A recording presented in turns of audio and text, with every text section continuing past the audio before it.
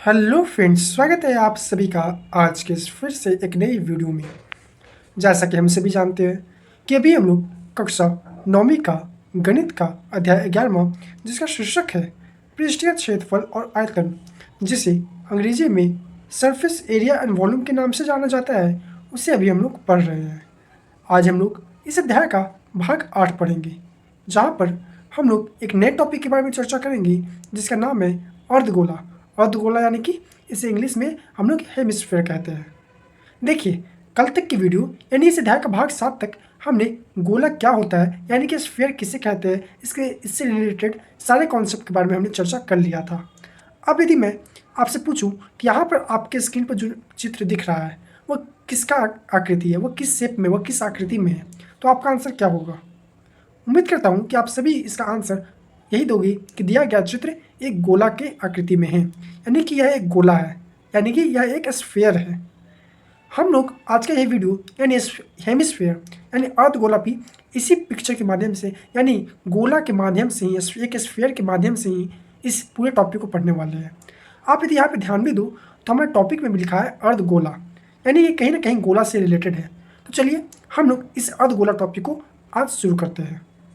देखिए, अर्धगोला बेसिकली कहते किसको है, तो इसको बहुत सिंपल शब्दों में आप समझिए कि जब भी हम किसी गोला को यानी कि किसी स्फीयर को जब भी हम आधा इस प्रकार से काट देते हैं, आधा काटने का मतलब जरूरी नहीं है कि आप एकदम हाफ डिवाइड ही करो। जब भी हम एक गोला को किसी भी रेशियो में जब हम डिवाइड करते हैं, कहीं से भी जब हम काटते हैं, एक बार कहीं भी से भी काटते हैं या फिर आप एक बार ऐसे काटिए, कहीं से भी काटिए, तो हमारे पास कुछ इस प्रकार का शेप मिलेगा। आप यहाँ देख सकते हो, हमने गोला को दो भाग में डिवाइड कर दिया, तो हमारे पास एक आकृति ये बनी और एक आकृति यह बनी। यहाँ पर ये जो आकृति बना है, ये जो दोनों आकृति बना है, इसी आकृति को हम लोग क्या कहते हैं? अर्धगोला, यानी कि हेमिस्फीयर। आप यदि इसे ध्यान से देखो तो यह जो आकृति है यह कहीं ना कहीं दिया गया हमारा गोला से ही बना हुआ है, यानी कि इसकी उत्पत्ति किससे हुई है? आप देखिए, हमने क्या जाना कि स्क्रीन पे जो आपको येलो कलर का जो आकृति दिख रहा है, इसे हम लोग हेमिस्फीयर यानी कि अर्धगोला कहते हैं। अब यदि आप देखो कि इस अर्धगोला की उत्पत्ति कहाँ से हुई, तो हमने देखा कि इस अर्धगोला की उत्पत्ति दिया गया स्फीयर यानी कि गोला से हुआ, इसलिए इसे हम लोग अर्धगोला के नाम से जानते हैं, यानी कि गोला का आधा अर्धगोला। तो उम्मीद करता हूँ कि आपको यह समझ में आया होगा कि अर्धगोला बेसिकली किस शेप में होता है और वह कैसा होता है। अब हम लोग चलते हैं अर्धगोला से रिलेटेड कुछ फॉर्मूले की तरफ कि अर्धगोला का क्या क्या फॉर्मूला होता है। देखिए, आपको याद हो तो जब हम आपको स्फीयर पढ़ा रहे थे तो हम स्फीयर का पूरा आपको फॉर्मूला ड्राइव करके बताए थे, एक्टिविटी के माध्यम से बताए थे कि किस प्रकार से आप एक गोला का पृष्ठीय क्षेत्रफल का फॉर्मूला निकाल सकते हो और इत्यादि। लेकिन आज के इस वीडियो में हम गोला के फॉर्मूले को यूज करते हुए अर्धगोला का फॉर्मूला ड्राइव करने वाले हैं, यानी कि निकालने वाले हैं।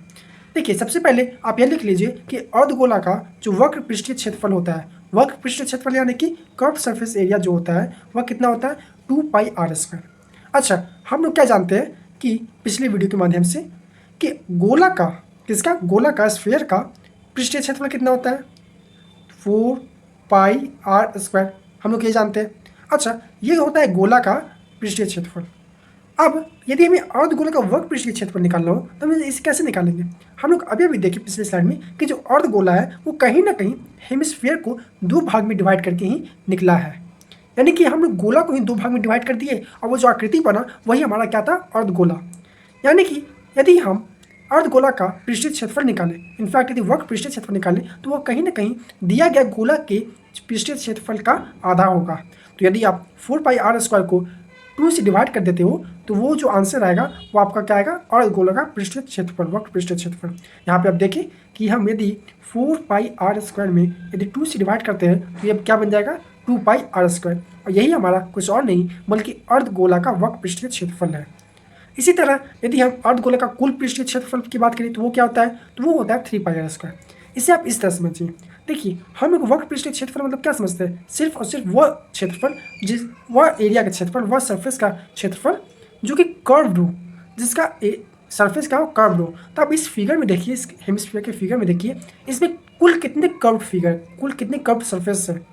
तो आप देखोगे यहाँ पे सिर्फ एक कर्व्ड सरफेस है, इसलिए हम लोग वक्र पृष्ठीय क्षेत्रफल क्या निकाले? 2πr²। लेकिन अब हमें क्या पूछ रहा है? टोटल सरफेस एरिया, यानी कुल पृष्ठीय क्षेत्रफल कितने होंगे, यह हमें फाइंड करने के लिए कह रहा है। और इसका फॉर्मूला अभी अभी हमने देखा इस स्लाइड में कि वह क्या होता है, अर्धगोलक का कुल पृष्ठीय क्षेत्रफल 3πr²। ये कहाँ से आया? तो इसके लिए आपको पहले ये देखना होगा कि यहाँ पर दिए गए अर्धगोला में कितने टोटल सरफेस प्रेजेंट है। टोटल 2 सरफेस प्रेजेंट है, पहला ये और दूसरा ये। तो इसका एरिया तो हमने अभी अभी फाइंड किया, क्या 2πr²। और यह जो एरिया है सेकंड वाला जो एरिया, ये अपने आप में कहीं ना कहीं एक सर्कल है, और हम लोग जानते हैं कि सर्कल का एरिया क्या होता है, πr²।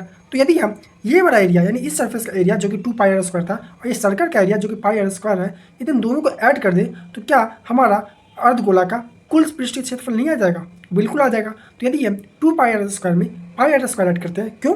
क्योंकि जो अर्धगोला का जो दूसरा सरफेस है वह एक अपने आप में क्या एक सर्कल है, यानी कि घेरा है, यानी कि वृत्त है। तो यदि हम दोनों को ऐड करते हैं तो इसका क्या आ जाएगा, 3πr²। तो यहाँ से आप दोनों को ये दोनों फार्मूला क्लियर हो गया। अब हम लोग चलते हैं इन दोनों फार्मूला के बेस्ड, यानी कि इस टॉपिक के बेस्ड एक कुछ प्रश्न कर लेते हैं, कुछ उदाहरण देख लेते हैं।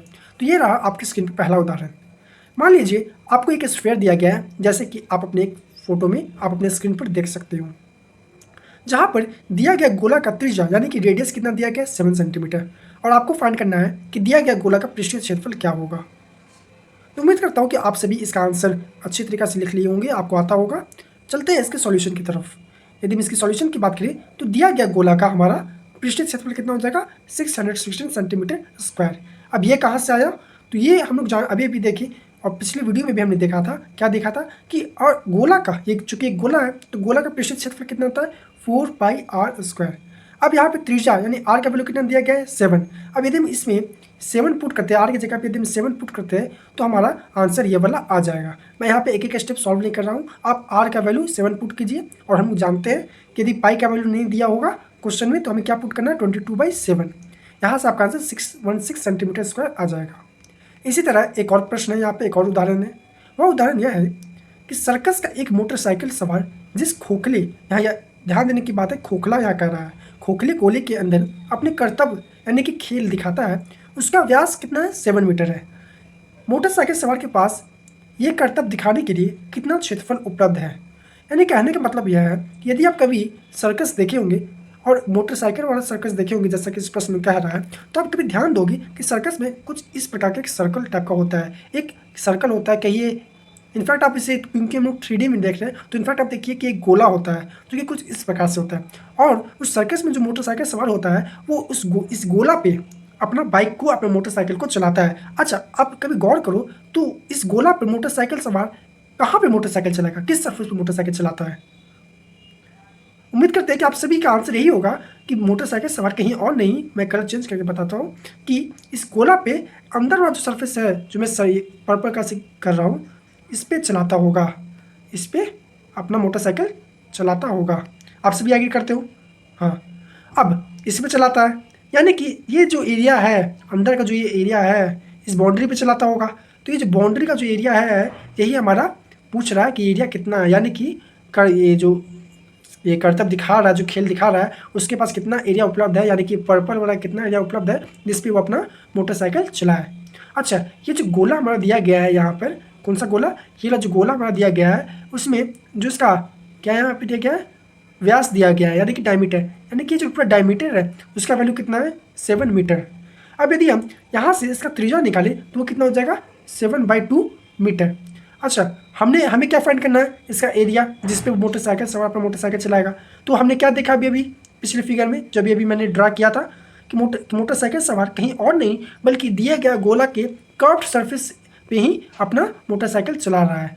तो यहाँ से हम लोग क्या पाते हैं कि गोले का व्यास 7 मीटर है जो कि दिया गया है, इसलिए त्रिज्या कितनी हो जाएगी, 7/2 मीटर, यानी कि 3.5 मीटर। अब कर्तव्य दिखाने के लिए मोटरसाइकिल सवार को उपलब्ध स्थान इस गोले का पृष्ठीय क्षेत्रफल है। अभी मैंने आपको फिगर बना के दिखाया। और हम लोग क्या जानते हैं कि गोले का पृष्ठीय क्षेत्रफल कितना होता है। गोला में पृष्ठीय क्षेत्रफल कहिए या फिर वक्र पृष्ठीय क्षेत्रफल कहिए या फिर कुल पृष्ठीय क्षेत्रफल कहिए, ये तीनों का मतलब एक ही होता है, क्योंकि गोला में मात्र एक ही सरफेस उपलब्ध होता है, एक ही क्षेत्र उपलब्ध होता है।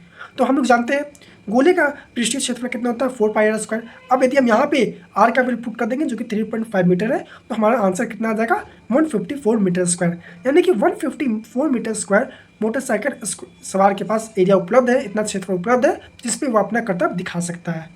इसी तरह इस सेशन का, इस वीडियो का एक अंतिम प्रश्न, एक अंतिम उदाहरण, जिसे आप वीडियो पॉज करके खुद से ट्राई करने का कोशिश कीजिए। मैं क्वेश्चन बता देता हूँ कि ये प्रश्न क्या कर रहा है। यह प्रश्न देखिए, सबसे पहले आप ये फिगर देखिए जो यहाँ पे दिया गया है। ओके, ये फिगर देखिए, यह फिगर एक घर है। यदि आप इस घर को गौर से देखोगे तो आप देखोगे कि इसका जो ऊपरी हिस्सा है वो कुछ और नहीं बल्कि एक हेमिस्फेयर बना हुआ है, यानी कि अर्धगोला बना हुआ है। यहाँ तक आप ऑब्जर्वेशन कर लिए कि हमारे एक फिगर दिया गया है प्रश्न में, जिसका घर एक फिगर दिया गया है। क्या क्या फिगर है? तो घर का फिगर है। घर का जो ऊपरी भाग है वो किस शेप में है? तो अर्धगोला के शेप में है। यहाँ तक हमने सीख लिया क्या प्रश्न में दिया गया है। अब हम लोग प्रश्न पढ़ते हैं। यदि इस अर्धगोले के आधार की परिधि, किस अर्धगोला का बात हो रहा है? तो ये जो अर्धगोला है इसकी बात हो रहा है। यदि इस अर्धगोला के आधार की परिधि यानी कि सर्कमफ्रेंस कितना है? 17.6 मीटर है। यानी कि यहाँ से हमें क्या पता चला कि 2πr का वैल्यू कितना है? 17.6 मीटर है। अच्छा, यहाँ से हमें r का वैल्यू निकल जाएगा। कैसे? हम लोग r का वैल्यू कैसे निकालेंगे? 2π को हम लोग उस साइड भेज देंगे तो r का क्या हो जाएगा हमारा? 17.6 डिवाइडेड बाई 2π। अब यहाँ इसको आप यदि सॉल्व करोगे तो आपको ये आ जाएगा कि r का वैल्यू कितना आ जाएगा? 2.8 मीटर आ जाएगा। यहाँ तक एग्री करते हो? अब तक हमने आधा प्रश्न पढ़ा है। आधा प्रश्न पढ़ने के मात्र से हमें r का वैल्यू निकल आया। अब हम लोग पढ़ते हैं कि हमें करना क्या है। तो ₹5 प्रति 100 सेंटीमीटर स्क्वायर की दर से इसे पेंट कराने की व्यय ज्ञात कीजिए। यानी कि कह रहा है कि जो भवन का जो ऊपरी भाग है, जो घर का जो ऊपरी भाग है जो कि अर्धगोला है, इसे हमें पेंट करवाना है। और यह मेंशन किया गया है, क्वेश्चन में यह दिया गया है कि यदि हम 100 सेंटीमीटर स्क्वायर पेंट करवाते हैं इस अर्धगोला का तो हमें 5 रुपया देना पड़ेगा। तो हमें बताना है कि यदि हम इस पूरे अर्धगोला को पेंट करवाते हैं तो हमें कुल कितने पैसे खर्च होंगे, इसका हमें वैल्यू बताना है, यानी कुल कितने पैसे खर्च होंगे। तो हमने जाना कि अर्धगोला का दिया गया, अर्धगोला का रेडियस यानी त्रिज्या कितना आया? 2.8 मीटर। अच्छा, अब हम लोग इस अर्धगोला पे, इस भवन का जो ऊपरी भाग है उस पर कहाँ पे पेंट करेंगे हम लोग? अब सोचिए, इस अर्धगोला जो फिगर आप देखिए और कहाँ पे हमें पेंट करने की आवश्यकता है। तो उम्मीद करता हूँ कि आप सभी का आंसर यही होगा कि हम लोग इस अर्धगोला का कर्व सरफेस पे यानी वक्र पृष्ठीय क्षेत्रफल यानी कि हम कर्व सरफेस पे पेंट करेंगे। तो कर्व सरफेस पेंट करेंगे यानी कि भवन का हमें वक्र पृष्ठीय क्षेत्रफल निकालना होगा, यानी कि कर्व सरफेस एरिया निकालना होगा। टोटल सरफेस एरिया नहीं निकालना होगा, क्योंकि अंदर से यदि आप इस घर को देखोगे तो अंदर से कुछ इस प्रकार का बेस ये नहीं रहेगा, ये सिर्फ इस प्रकार का रहेगा यहाँ पे हमारा। तो हमें सिर्फ कर्व सरफेस एरिया निकालना होगा, जो कि फॉर्मूला होता है 2πr²। यहाँ पे यदि आप r का वैल्यू पुट करोगे तो हमारा आंसर आ जाएगा 49.28 मीटर स्क्वायर। तो ये रहा हमारा आंसर। ये अभी आंसर नहीं आया, ये क्या आया? ये आया है कि हमें कुल इतने क्षेत्रफल पे कितना 49.28 मीटर स्क्वायर क्षेत्रफल पे हमें पेंट करवाना है। और दिया गया है कि 100 सेंटीमीटर स्क्वायर यदि हम पेंट करवाते हैं तो हमें कितनी की लागत लगेगी? 5 रुपया की। अब यदि हम 1 मीटर स्क्वायर, इसी को हम लोग दूसरी भाषा में क्या लिख सकते हैं? थोड़ा सा यूनिट हमने चेंज कर दिया, तो इसी को हम लोग क्या लिख सकते हैं कि 1 मीटर स्क्वायर पेंटिंग की लागत कितनी हो जाएगी? 500।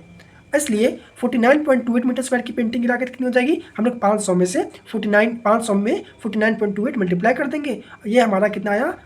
24,640, यानी कि कुल ऊपरी भाग को पेंट करने में हमें कितनी लागत लग रही है?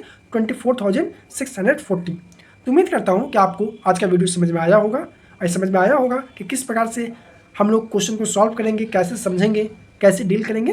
तो आज के लिए इतना ही, अब मिलेंगे अगले वीडियो में। आज के लिए इतना ही, धन्यवाद।